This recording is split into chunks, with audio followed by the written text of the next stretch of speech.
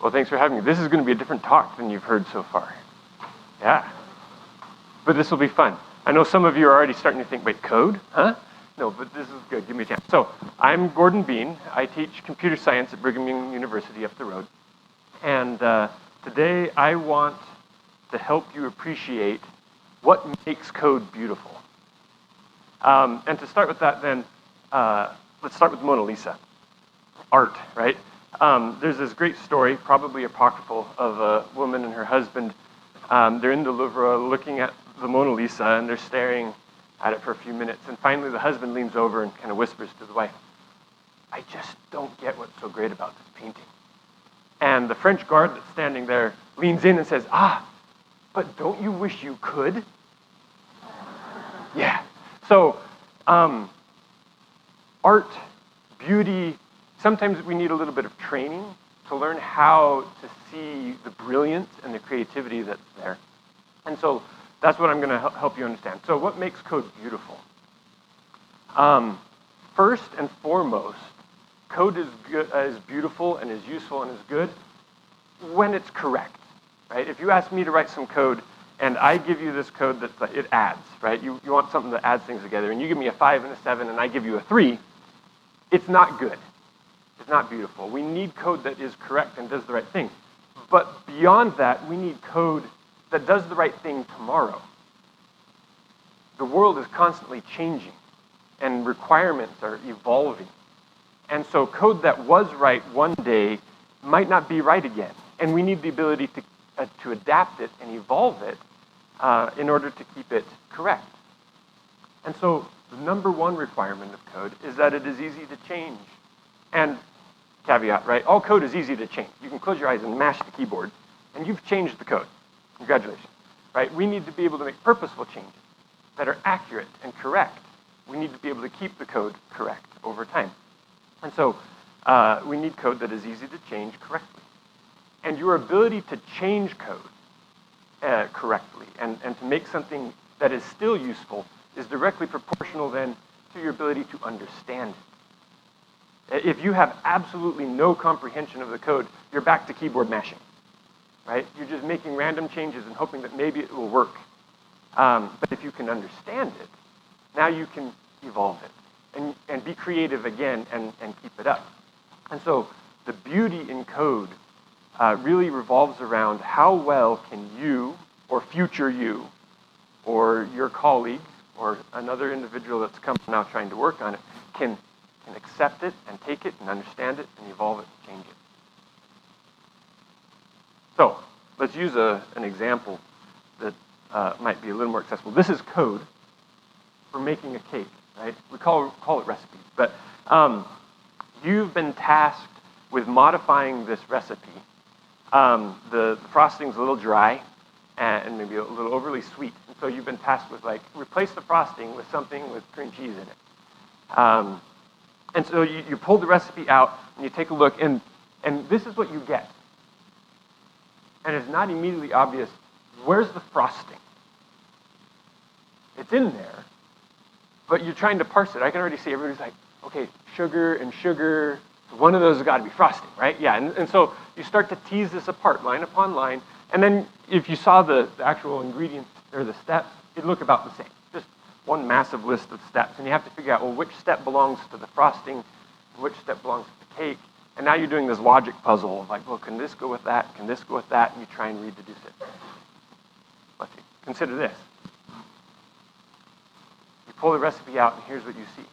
To make a cake, first you create the base layers, 2 of them, and then you create the frosting, and you combine the results. And if you want to make the cake, here are the ingredients you need, and here are the steps. Hopefully most recipes you've seen have looked something more like this, right? But there's structure here, some headings, some clear call-outs that help you see how the same ideas the first recipe had fit together, the bounds and of the different parts and the steps of the different parts and how it fits. This is far more easy to modify, right? Now, there's no guess, there's no logic puzzle, right? When you're asked to change a recipe, did you expect a logic puzzle first? Or hopefully you just come in and you say, oh, I'm supposed to change the frosting. Take that part out, grab this nice cream cheese frosting from the internet, paste that in, and away we go. So, code is similar. How do you write beautiful code? You organize your ideas.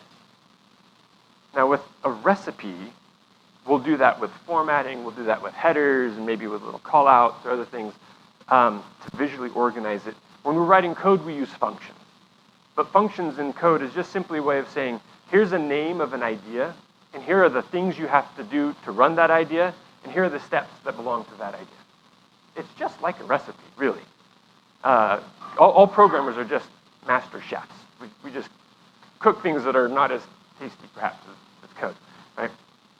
So here's an idea, or an example that I use in my introductory programming class at BYU.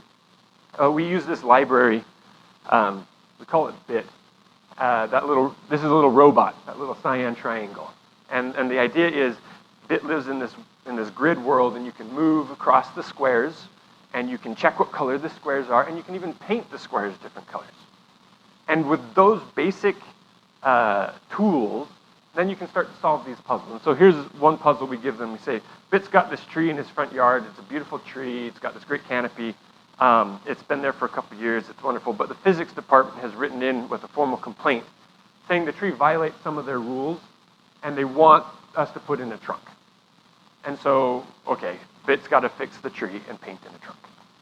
So what do you do? And when the students launch into this, they just learn the mechanics of like, oh, this is how you move the robot, and this is how you check what color you're on, and this is, these are the details.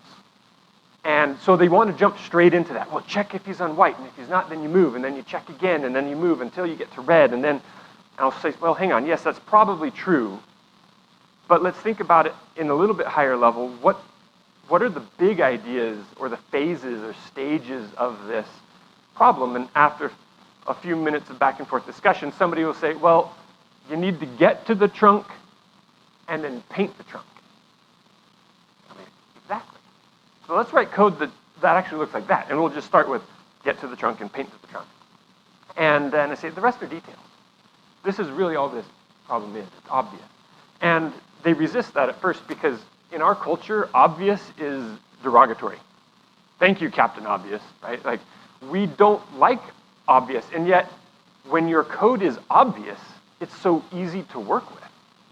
And so there's this process now of helping them wean away from this avoidance of obvious and try to make their code as obvious as possible.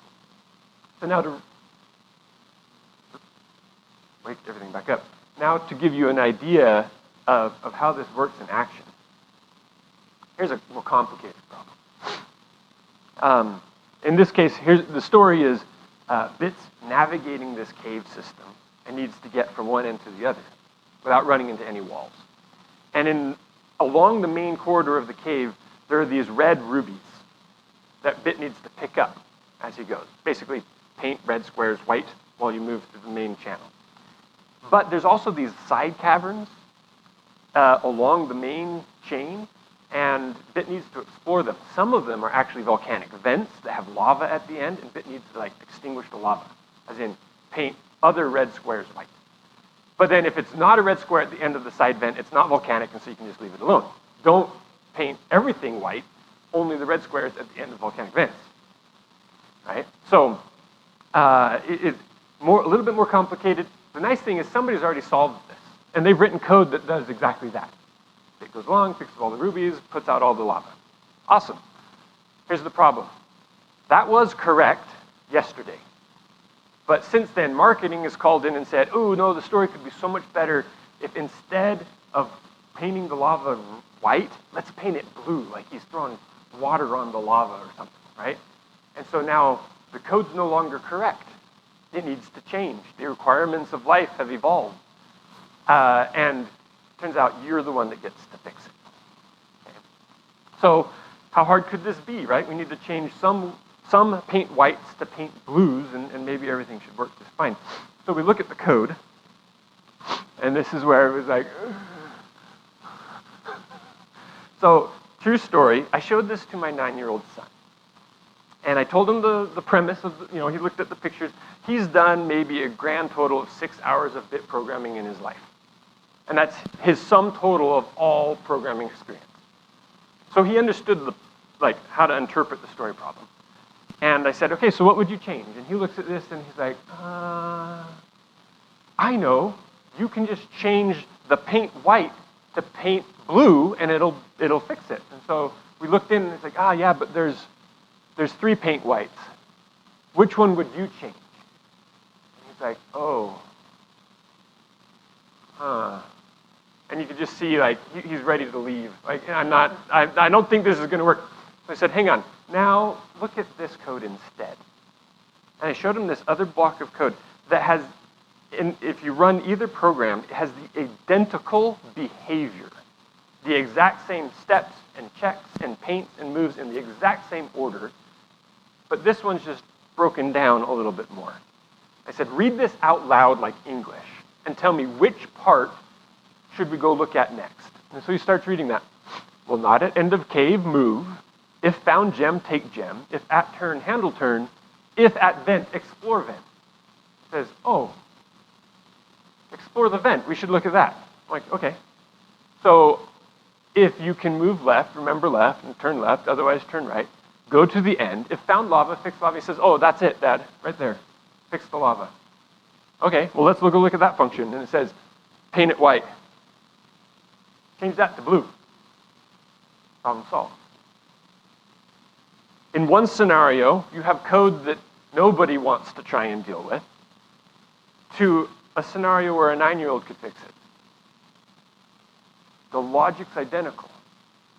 The only difference is in the presentation of the ideas. So, what's happening? I said earlier, the way we organize code is with functions.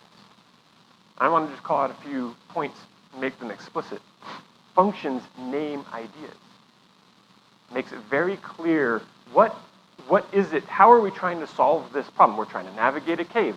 If we run into a dead end, we make a turn. If we find a vent, we explore it. These are ideas that anybody can understand. You don't have to be a programmer to read the story problem and then recognize, oh, okay, yeah, that's how you'd solve it. Sure. And so as we name our ideas, we don't have to spend time distilling meaning. The meaning's there, ready to just be taken. In the recipe case, it's like we're making a cake and we're making frosting. It's obvious. No more logic problems. Just bake it, right? Functions also define boundaries. They show us where one idea ends and the other one starts. So it's very clear when we're tasked with pursuing a specific idea where that idea goes, right? If I needed to change just the frosting, now I know where just the frosting is. And I can go there and I can focus in on just that piece. And then functions identify dependencies. Because ideas relate to each other. Some depend on each other. Some need to go first and some come second. Some provide you with information, others take information. Right? In the case of a recipe, I might need to know what the ingredients are.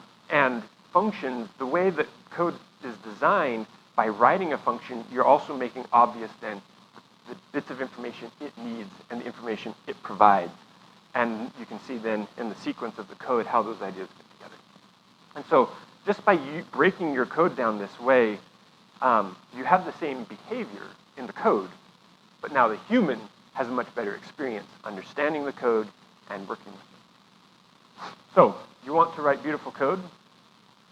Then organize your code by breaking it down with functions. That's simple. Now, simple is not to be confused with trivial. We've all heard, I looked up online, there's maybe a dozen versions of this through perhaps the last 2 millennia. Some particular Greek philosophers even had ideas like this, right? But I would have written a shorter letter, but I didn't have the time.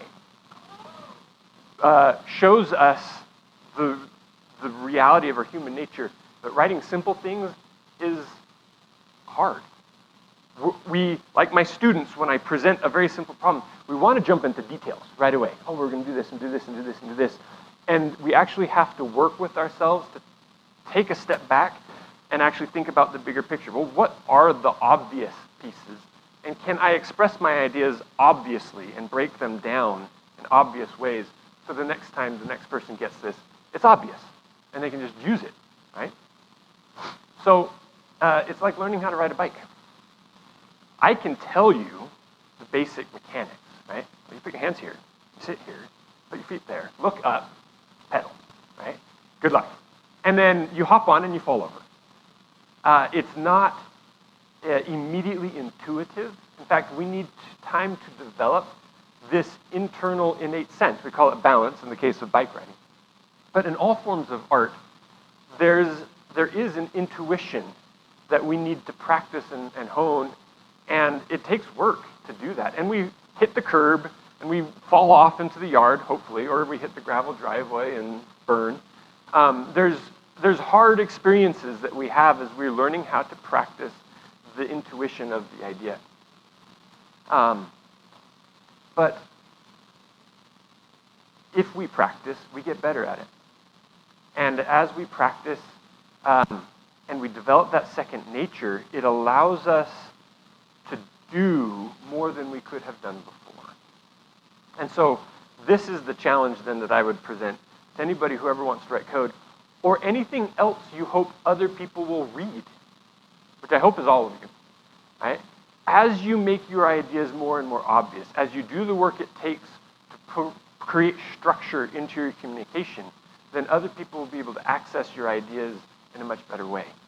And now we can get around to solving problems instead of extra credit logic puzzles that we have to do before we can get to the actual problem solving and adaptation and moving forward.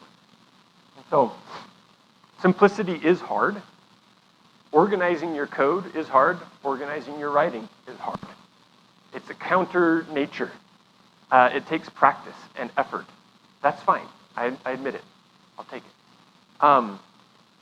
But as we conquer that hard and we get better and better and better at it, and we write clearer and clearer communications, we solve more problems in this world. And so yes, simplicity is hard, but it is totally worthy of our aspiration. So I invite you to practice simplicity in your lives and in the way that you write and communicate so that we can solve more problems together. Thank you.